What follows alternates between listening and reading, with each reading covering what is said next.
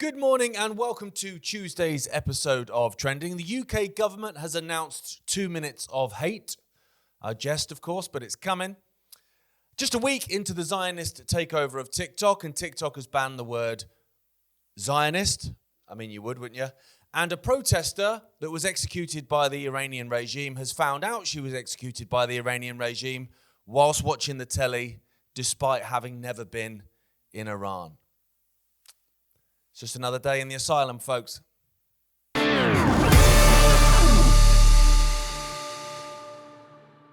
Welcome to this morning's episode of Trending. If you're in the UK, I hope you're dealing with Storm Chandra, or Storm Chandra, or as what I used to call it when I was a kid, winter.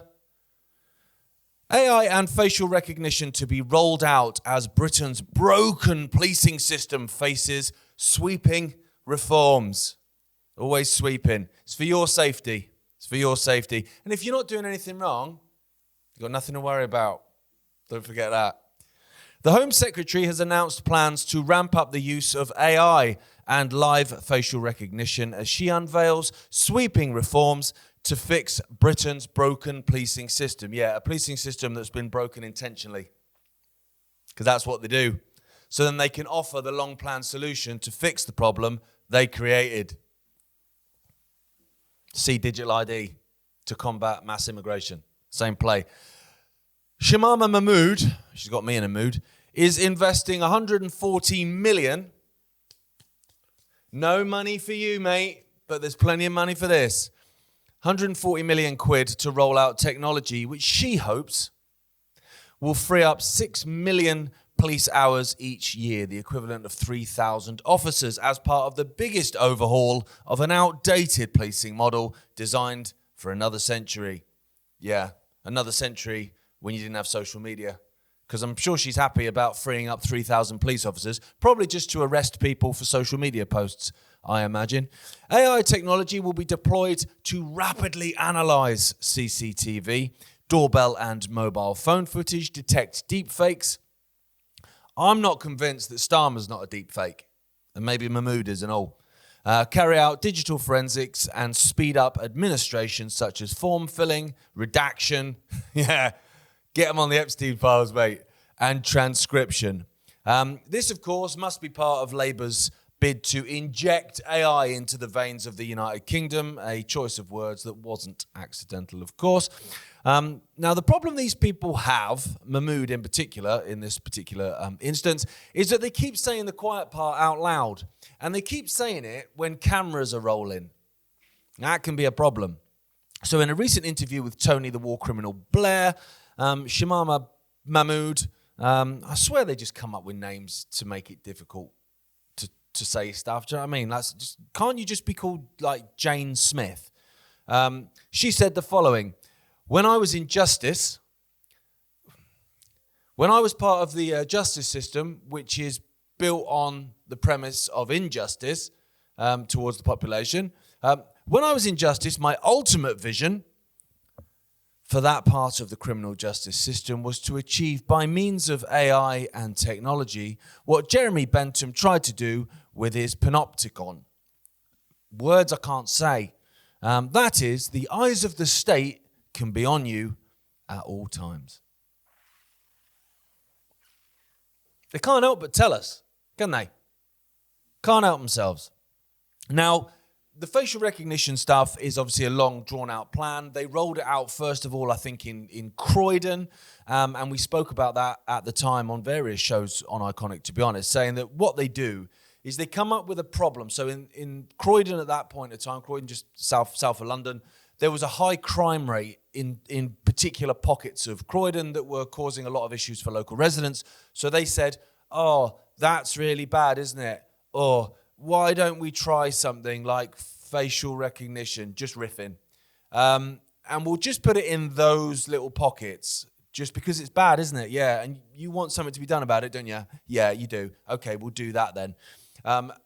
So people accepted it because there was a problem.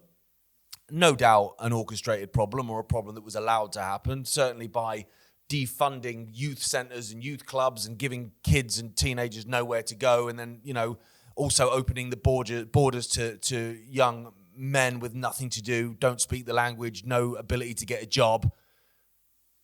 And so, oh no, we've got a problem now. We've got we've got a disorder. Oh, well, better roll this out then. But of course, the plan is always to roll it out everywhere. So you start with Croydon, and then it ends up with, in sleepy villages across the country. Now, the attacking of privacy, the targeting of individuals, which of course you can do through facial recognition, it's got a massive impact on freedom. Also, I don't agree with it anyway, but even on a base level, AI makes mistakes and facial recognition makes mistakes. And the number of mistakes of wrongful arrests, mistaken identity, they're legendary. They happen so often. Of course, what it's really about, it's about building this whole surveillance state infrastructure. It's nothing to do with policing. It's about having that AI facial recognition, big brother infrastructure absolutely everywhere. So that when they roll out the 15-minute cities, which they're saying at the same time, just this week, Labour pushing the 15-minute city conspiracy theory. I'm not sure there's any conspiracy theories left anymore, to be honest, folks. You would need all these cameras to have control over that, where people are going and stopping them going there. You'll have kill switches in cars, which is what's going on in the United States of America under Trump, the savior. It's all part of the same thing. But on this, of course, I've mentioned it a few times before. You've got the World Economics Forum. You will own nothing. You will be happy. I'm not sure I will. But the precursor to that in terms of that statement, which a lot of people seem to omit, is that the actual full quote is, you will have no privacy, you will own nothing, and you will be happy. So in terms of the owning nothing, that's fine. You just destroy the country, destroy the economy. It's happening all over the world. So people don't have the ability to own anything because no one's got any flaming money. There's 140 million to roll this out, and there's probably a few million for Zelensky, but nothing for everyone else. So you're not owning anything anyway. Kids can't afford to buy houses anymore. Like, no chance, mate. And so that bit's taken care of. Cost of living's too much. Highest energy bills on the planet, all that stuff. So now we're attacking the privacy element of that. It's extraordinary, the fact that they are actually quite clearly running for the finish line on it. Like, you could look at this and you could think, well, then maybe they're emboldened and that's why they're going for it. I'm not sure about that. That might be the case. There might be some people within the Labour Party that are feeling emboldened enough to go for it. Looking at how terrified Keir Starmer is all the time, he doesn't look like a man who's emboldened. He looks like a man who is up against it and is rushing to try and get as much stuff through as possible because they know their days are numbered. So that's an element of it, the fact that, yes, they're running for the finish line. But also, I think they're setting up the next government to be a reform government. It's not the first time I've said that. I've been saying it for quite a long time, and people are actually starting to catch on to that. Looking at some of the things that are coming out of Nigel Farage, the leader of Reform, coming out of his mouth, the fact that he's over there at Davos, maybe this guy's not so alternative. You reckon? So is part of it about, yes, getting as much stuff over the finish line as they can, Labour, whilst also at the same time knowing that they are so hated by both sides of the political spectrum. Your old school Labour voters can't stand them. Your Conservatives can't stand them. People that would consider themselves probably to be, maybe more of the green element of it, like climate change, and they've all, bought all that kind of stuff. They can't stand them either. So I can't think of a single demographic that can stand them. And then people will say, oh, well, Labour, it panders to the Muslim vote. What, in terms of what they've been involved with in Gaza, justifying a genocide and war crimes and partaking in it? Yeah, I don't think they're getting the Muslim vote either, mate. I don't think they're getting any vote. And so get as much stuff through as possible while setting it up for a reform government to come in and, basically take up the mantle as the fake alternative, like Donald Trump. Because by doing that, you get people to accept things that they wouldn't accept otherwise. So, for instance, if the Labour Party are trying to put stuff through, get stuff through, do this, do that, well, I hate them. So, no, I'm going to resist that. I'm going to stand up to that. And we're all going to be aligned in resisting the long-term goal of this dystopian tyranny, right? We're going to get together and resist that because we all can't stand Labour. We're all united on that. Same with digital ID. Labour announced digital ID. Everyone put down fault lines for a bit and went, actually, yeah, I know we don't normally get on, but when it comes to this, right, let's have it. So that's a problem for the state. So what they need to do is they need to get the stuff in, because that's the agenda. So that's not going anywhere. But they need to hoodwink the public into accepting it. Well, Starmer's not hoodwinking anyone into accepting anything. And the Conservative Party aren't hoodwinking anyone into accepting anything because they are a busted flush. They're done. They had 14 years to try and implement some kind of conservatism, which people voted for, and they didn't do that. They were the ones with the lockdowns. They were the ones with the Boris wave of opening the borders and mass immigration. So they're done. People, in terms of the turnout for the last election, was massively down because people were done with it. What's the point? Labour, Tory, two cheeks of the same arse. No point, mate. So then this alternative, which isn't alternative, emerges. Oh, hang on. See, the last election, there wasn't really anyone worth voting for. But now there's an alternative. The fact that it's just made up of Tories anyway. And I saw Dr. Malik make a joke about it won't be long until Tony Blair's being announced as a member of Reform. Mate, I wouldn't even joke about it. Remember Farage wanted him to be vaccine czar? You know how Tony Blair connects into the digital ID and the AI stuff with Larry Ellison and all that lot, and Peter Thiel's in that set. Well, Peter Thiel's a mate of Nigel Farage. So all these people connect to each other. Nigel Farage was quoted the other day as saying that Britain needs to think more globally. Oh, okay. You're the Patriots' choice then, are you? He is the establishment approved one. Now, in terms of the Tories joining Reform, that on the face of it, in terms of social media land, has not really gone down particularly well, because you're like, well, hang on a minute. These were the people that locked down the country. These were the people that did X, Y, and Z. So there's a bit of resistance on the social media level, but on the normie BBC News watching level, it's actually legitimising Reform. Well, I thought about voting Reform, but obviously they've not really got much experience, have they? I mean, Farage has never been, an MP until recently. So they haven't really got, he's never been oh, hang on. We've got former cabinet ministers coming over from the Conservative Party that are all now throwing the Tory party under the bus. Maybe now Reform might actually be building something that could actually be a feasible government. You got my vote. And then as soon as they come in, they push the same stuff. They'll push it for different reasons because they have to appeal to their base. So they'll push it for different reasons.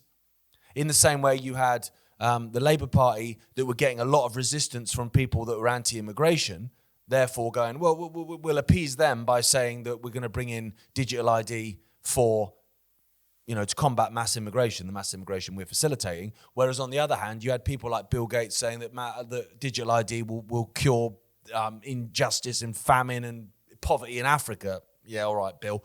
So the same plan, but different excuses to try and appeal to different demographics. So Reform, if they come in, which, let's have it right, if there was an election today, they'd walk it. If they come in, then suddenly you have that whole thing where you go, oh no, it's worse than we thought. There's a black hole. How every government does when they come in. They come in with a mandate to do X, Y, and Z, and then they come up with a load of excuses why they can't do that and why they're going to do exactly the opposite of that very often, but they blame the last government for it. So Reform will come in, look at the state of play and go, oh no, it's awful.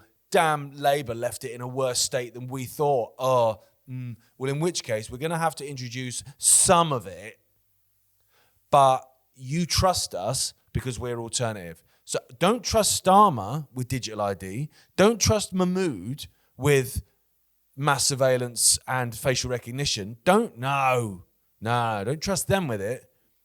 We're different. We're one of you. We're the people. Remember, we're the alternative. So you trust us.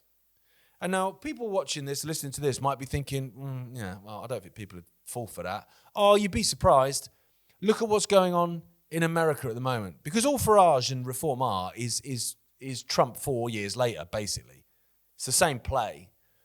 In America, people were done with a one-party state. They realized it was a one-party state. They stopped turning up so much to vote. They couldn't be bothered with it. So then an alternative emerged. He's one of us. Well, the guy who got bailed out by the Rothschilds is one of us. Wow, who'd have thought it? Trump emerges, comes in, yes, says all the right things, comes into power, does exactly what the globalist agenda is anyway. But people are allowing it. So you have a situation where you've got ICE agents dressed up like bloody Terminator, executing American citizens on the streets, and Trump supporters and MAGA supporters are going, don't get in the way of federal agents then, and you won't get shot in the head. Whereas if Biden was executing American citizens, MAGA would correctly be going mad about it. But it's my team doing it now. And that's how the game's played. That's how the establishment wins every time. Because there is only one establishment. There aren't sides when it comes to the establishment. The sides are for the plebs like us. We're either a lefty or we're more sort of right-leaning. And so we've picked our side. They don't have sides, mate. They're one side. They're united, and they're united against us. And that works because we think somehow we've got different sides. So people like the MAGA lot and others, and I'm not digging out one side because both sides are guilty of it, but they will go, I'm anti-establishment. While Biden's in charge, I'm anti-establishment. I mean, not that he was in charge, but I'm anti-establishment. I will resist the establishment. Then all you need to do to take those anti-establishment people and make them pro-establishment is tell them that their side of the establishment has won. So you bring Donald Trump in, you go, yeah, no, you're winning now. Your team's winning now. Oh, really?